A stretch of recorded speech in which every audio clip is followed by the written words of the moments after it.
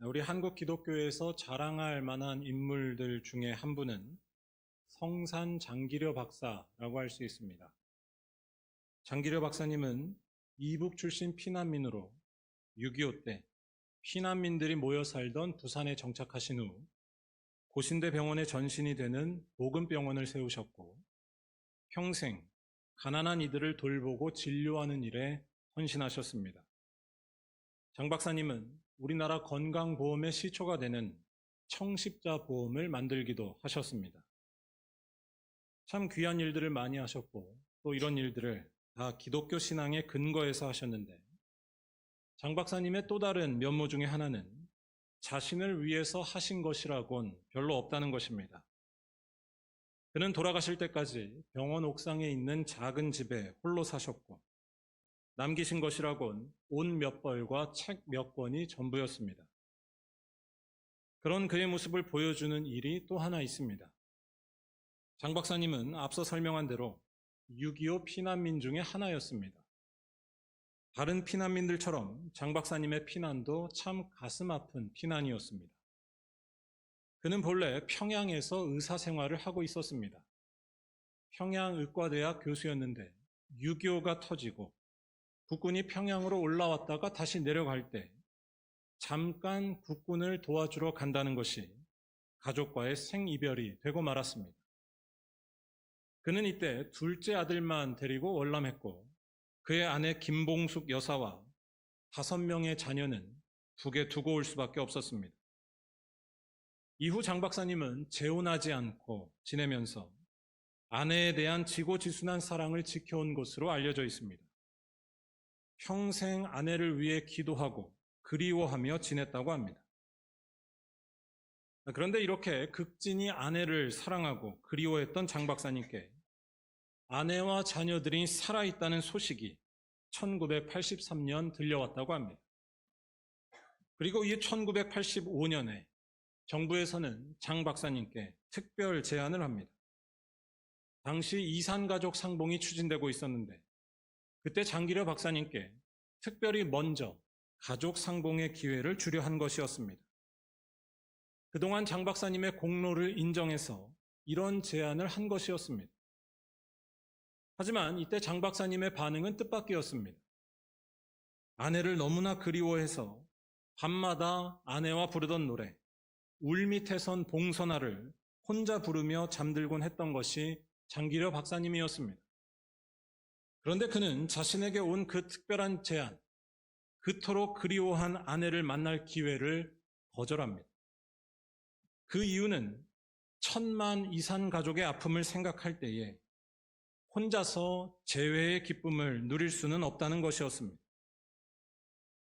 이때 그는 미국에 있던 제자들을 통해 북에 있는 아내와 편지를 주고받는데 이 편지에 그의 심정이 잘 드러나 있습니다. 제가 장 박사님의 편지와 아내 김봉숙 여사의 편지 일부를 읽어드리겠습니다.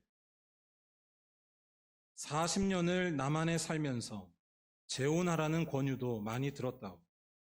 그러나 당신에게 한 언약, 우리 사랑은 영원히 꺼지지 않는 생명의 사랑이다 라고 한 말을 상기하며 당신을 기다렸소.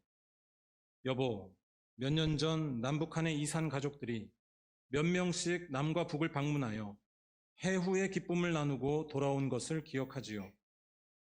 난들 왜 가보고 싶지 않겠소? 당신과 자식들을 만나고 지금은 돌아가셨을 부모님 산소도 둘러보고 고향집과 평양 신양리의 옛집에도 가보고 싶소. 그러나 1천만 이산 가족 모두의 아픔이 나만 못지 않을 텐데 어찌 나만 가족 재회의 기쁨을 맛보겠다고 북행을 신청할 수 있겠소? 나는 내 생전 평화 통일이 될 것을 믿습니다. 우리는 온 민족이 함께 어울려 재회의 기쁨을 나누는 그날 다시 만날이라는 것을 확신합니다. 김봉숙 여사의 편지의 일부를 읽어드리겠습니다. 그립고 보고 싶고 또 그리운 당신에게 늘 기도 속에서 당신을 만납니다. 저에게 미안해하지 마세요. 저 혼자 아이들을 키운 게 아니랍니다. 힘든 일이 생길 때마다 저는 제 마음속에 있는 당신에게 물었습니다. 어떻게 하면 좋겠느냐고. 그때마다 당신은 당신 생각을 말해 주었습니다. 그러면 전 그대로 했습니다. 다시 만날 때까지 죽지 말고 살아있어 주세요. 제가 드리고 싶은 말씀은 왜 도대체 장 박사님은 이토록 사랑하는 아내를 볼 수 있는데도 그 기회를 포기했냐는 것입니다. 그 이유는 단순하고 분명합니다. 장 박사님께 중요한 것은 달랐기 때문입니다. 아무리 보고픈 아내고 또 볼 수 있는 기회가 있어도 장 박사님의 심중에 흐르는 것은 자신의 소원이나 바램이 아니었습니다. 나 말고 다른 이들도 아파하는 사람이 많다는 것, 그들을 기억해야 한다는 것, 즉 하나님의 애끓는 심정이 장 박사님의 마음을 관통하고 있었다는 것입니다. 저는 장 박사님이 참 바보라고 생각합니다. 이때 이산가족 상봉을 포기하면서 얼마나 속상하고 또 초라하게 느껴졌을지 생각해 보시기 바랍니다. 분명 초라했을 것입니다. 혼자 지내는 옥탑방에서 아내 없는 빈자리를 더 느끼면서 마음이 더 춥지 않았을까요? 얼마나 그립고 얼마나 힘들었을까요? 하지만 역설적이게도 장 박사님의 이 모습은 그에게 어떤 이상한 자유와 평화를 주었다고 말할 수 있습니다. 하나님의 통치하심에 자기를 맡긴 것입니다. 분명 바보 같고 초라하지만 동시에 표현하기조차 힘든 풍성함과 참된 소망이 그에게서 떠나지 않았습니다. 여러분, 방금 읽어드린 편지들 속에서 흘러나오는 그 흔적이 느껴지셨나요? 울지만 부끄럽지 않고 힘들지만 참된 소망과 약속이 떠나지 않으며 못 만났어도 아쉬움에 삼켜지지 않은 것입니다. 하나님이 거기에 계신 것입니다. 오늘 말씀은 예수께서 제자들에게 하신 말씀 중에 하나입니다. 여기서 예수께서는 서기관들과 바리새인들을 강하게 비판하십니다. 마태복음 23장 전체가 예수의 강한 비판의 말들로 가득한데 오늘 말씀에서 예수께서는 일단 바리새인들과 서기관들에 대해 긍정하는 듯한 말씀을 하십니다. 2절과 3절에 나오는 말씀들이 그것인데요.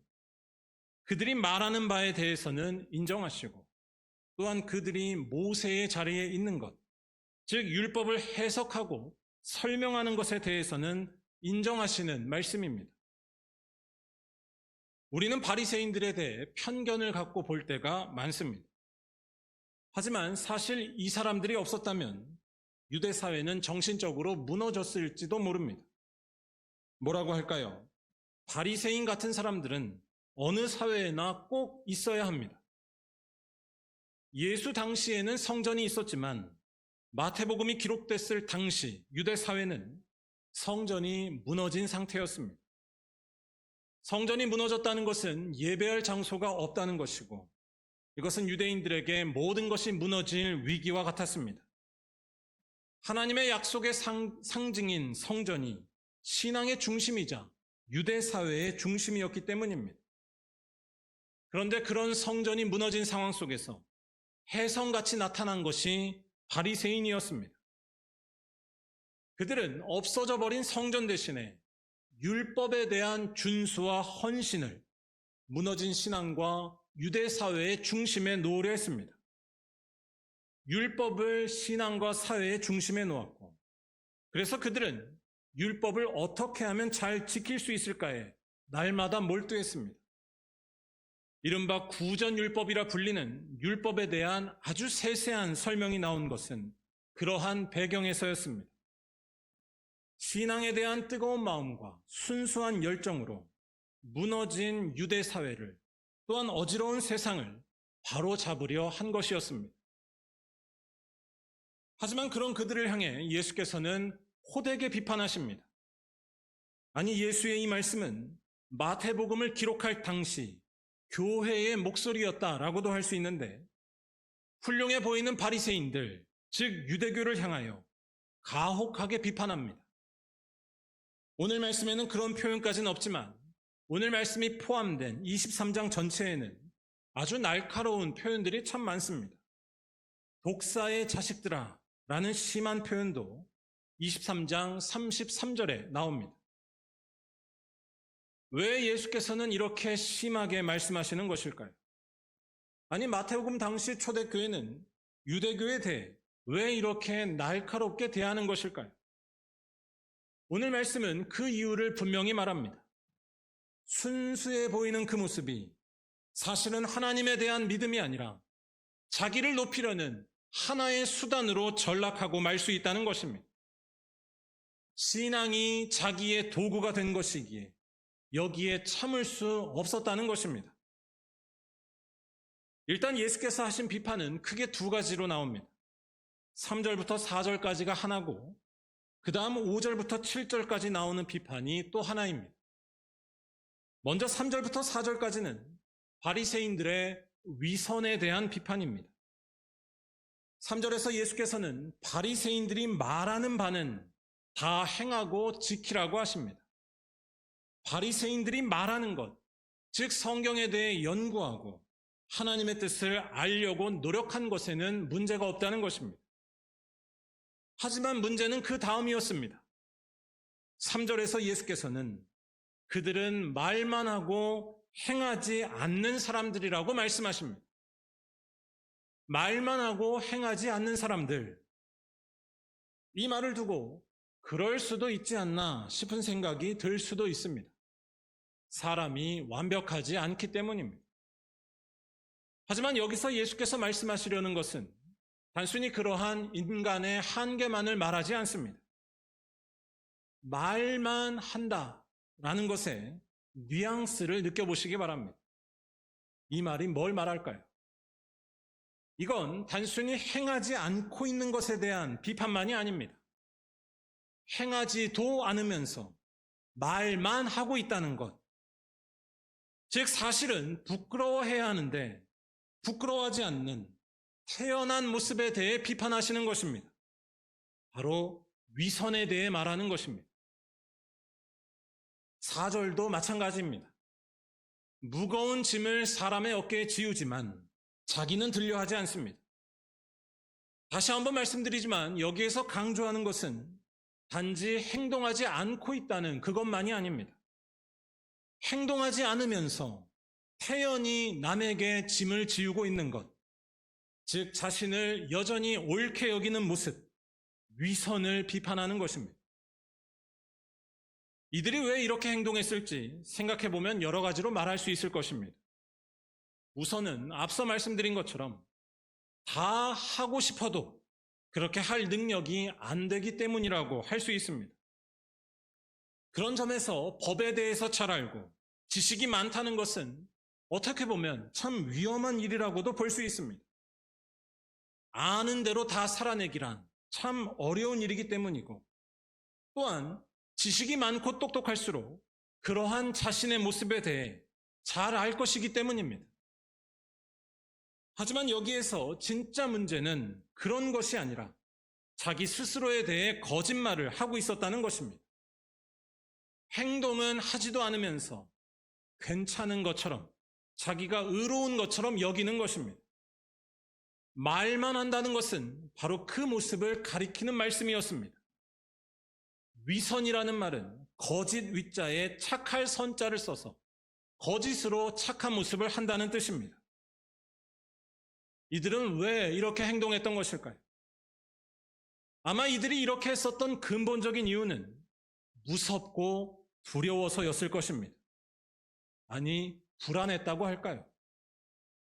성경을 잘 알고 있다는 것, 거기에 대해 전문가라는 그 이름과 위치, 그걸 놓치면, 즉 평판과 이미지를 잃으면 자신의 모습도 잃어버린다고 여긴 것이 아닐까요? 나의 안전함, 평안함, 든든함이 비록 거짓일지라도 의롭게 보이고 있는 것에 달려있다고 믿은 것입니다. 참으로 순수하고 또 열심 있는 신앙이었지만 사실 그 실체는 하나님에 대한 믿음이 아니라 자신의 이미지에 대한 두려움이었습니다. 이러한 사실은 5절부터 나오는 바리새인에 대한 두 번째 비판에서도 비슷하게 나타납니다.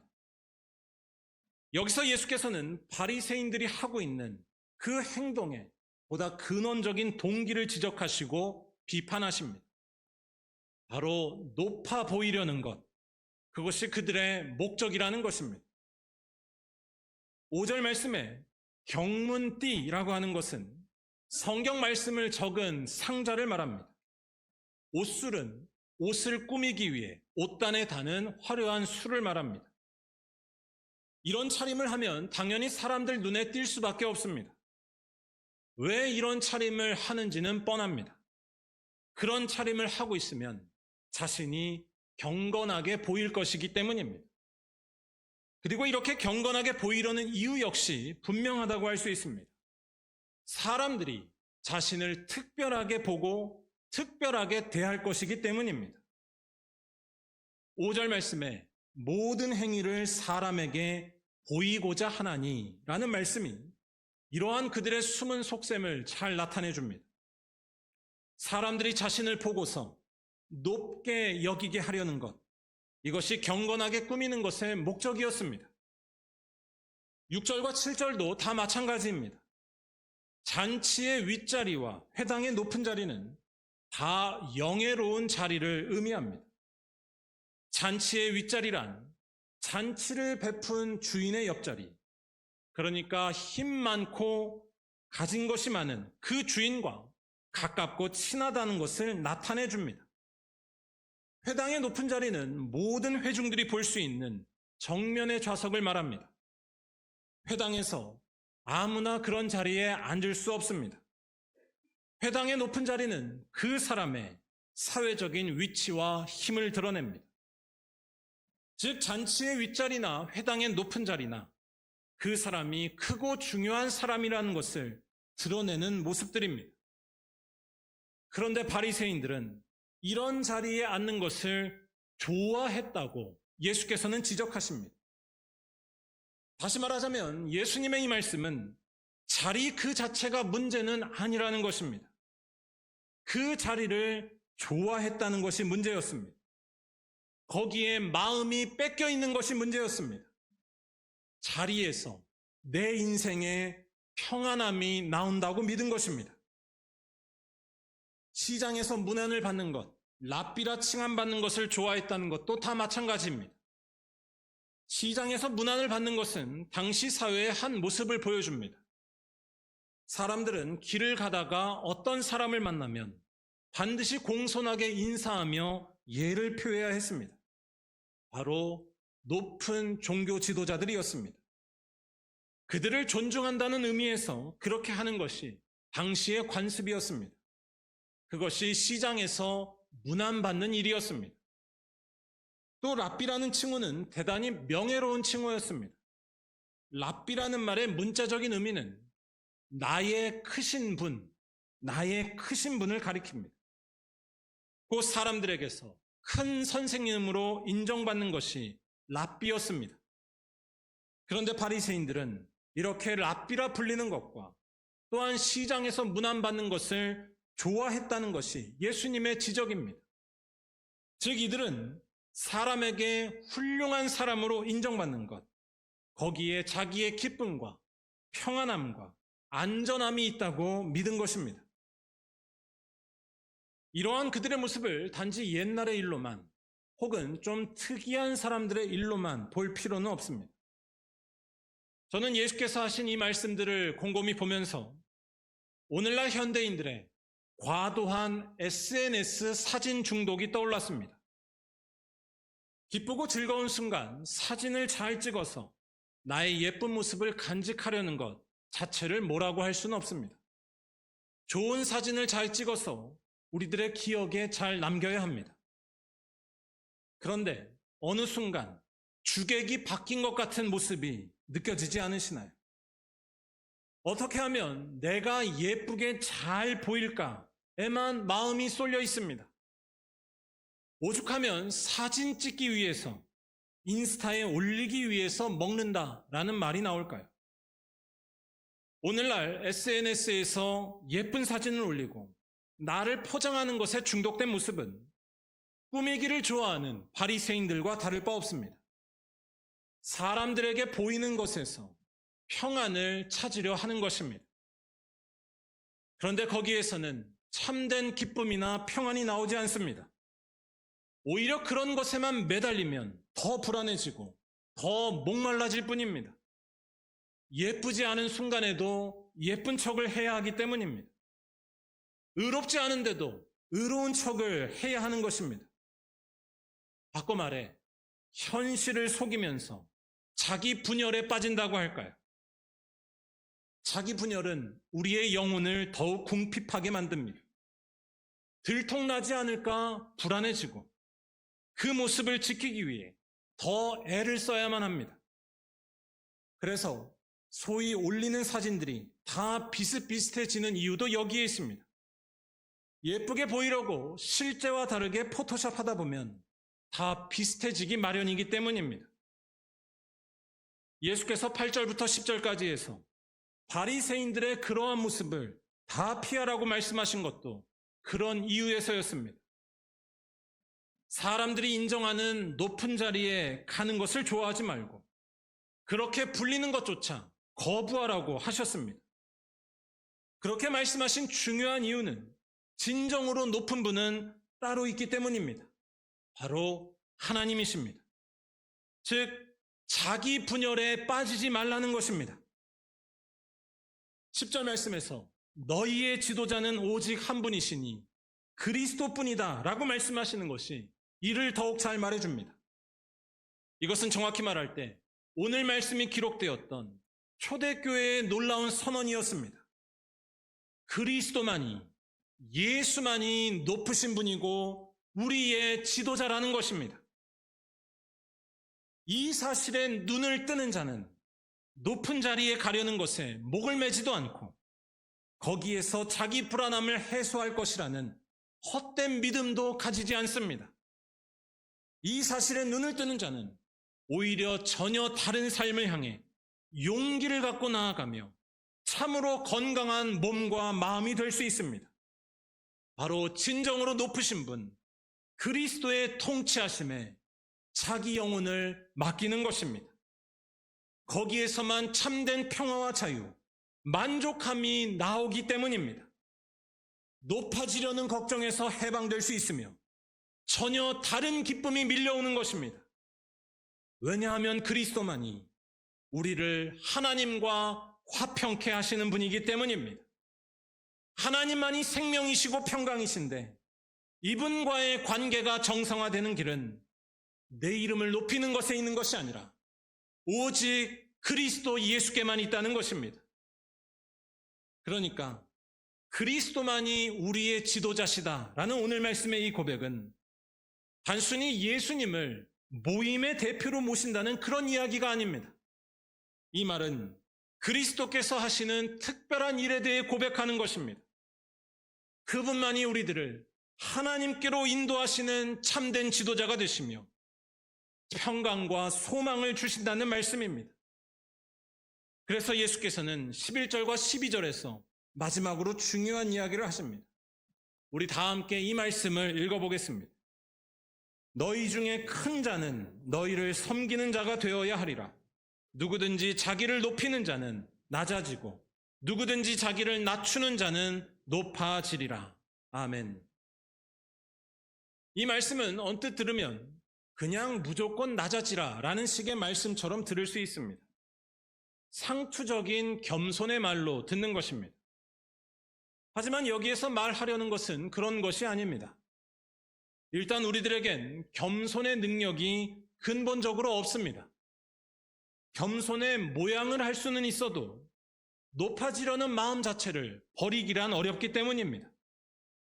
또한 아무리 겸손한 모습이 있어도 소용없을 수 있습니다.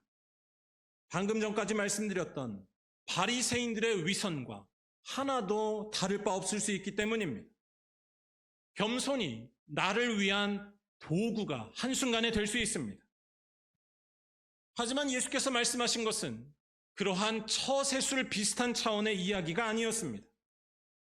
그런 식의 이해는 기독교 신앙을 자칫하면 주술에 떨어뜨릴 위험이 있습니다. 뭐라고 할까요? 방금 읽어드렸던 예수님의 말씀은 일종의 감춰졌던 영적 현실에 대한 발견이자 고백이라고 할 수 있습니다. 바로 예수와 하나 되어 낮아지는 거기에 참 생명과 기쁨이, 참 평안이 숨겨져 있다는 것입니다. 하나님이 거기에 계시다는 것입니다. 기독교가 말하는 낮춤은 가장 낮은 자리로 가는 것입니다. 기독교에서 말하는 낮춤은 예수와 하나가 되는 것이기 때문입니다. 예수는 가장 낮은 자리로 가셨습니다. 하늘 영광을 버리시고 비천한 말 구유에서 태어나셨으며 마침내 죄인들이 달리는 저주받은 십자가에서 외롭게 돌아가셨습니다. 그는 추하고 비참한 자리에 계셨습니다.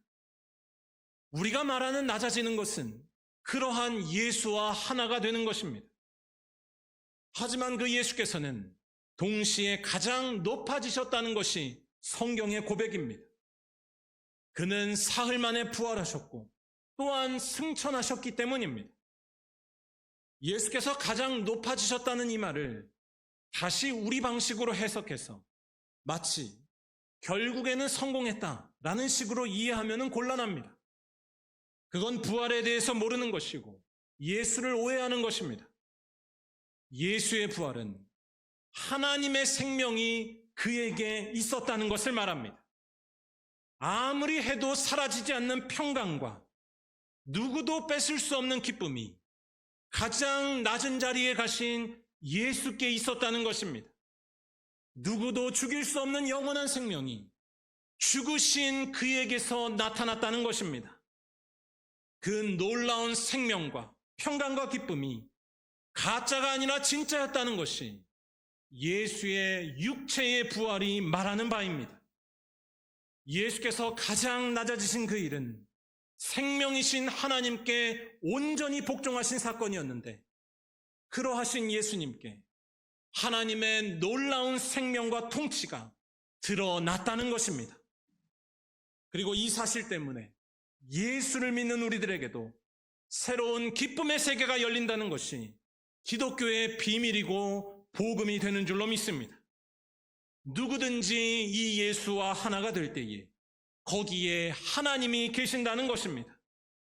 누구든지 이 예수와 하나가 될 때에 절대로 불안하지 않을 것이고 서운하지도 않을 것이고 더 이상 부끄럽지도 않게 된다는 것입니다. 우리를 불안케 하는 죄의 권세가 예수와 하나 된 우리에게 더 이상 역사하지 못하며 세상이 말하는 기준에서 자유케 되기 때문입니다. 예수의 보혈이 역사하는 것입니다. 아무 것에도 부족하지 않으며 부끄럽지 않으며 배고프지 않은 삶을 살게 되는 것입니다. 오늘 말씀으로 하자면 바로 높아지는 것입니다. 가장 높으신 하나님과 화평케 되는 것이고 그래서 가장 높은 곳에 있는 참된 빛과 영원이 우리들에게로 들어오는 것입니다. 사랑하는 여러분, 남들보다 높아지는 것에만 인생의 평안과 기쁨이 있다고 말하는 이 세상 속에서 여러분들의 영혼은 건강하게 지내고 계신가요? 오히려 여러분들의 교회 생활이나 신앙의 열심은 성공하고 높아지기 위한 일종의 나의 수단이 되고 있지는 않은가요? 바꿔 말하자면 여전히 불안 속에 떨게 될 그 길에 서 있으신가요? 사랑하는 여러분, 가장 높은 곳에 계신 예수님의 놀라운 영광을 기억하시면서 그분과 하나 되는 일, 가장 지혜로운 삶으로 나아가시기 바랍니다. 바로 낮아지는 것입니다. 낮아질 때에 우리의 영혼에는 참된 기쁨과 평안이 밀려오며 어떤 절망에도 쓰러지지 않는 능력이 반드시 나타날 줄로 믿습니다.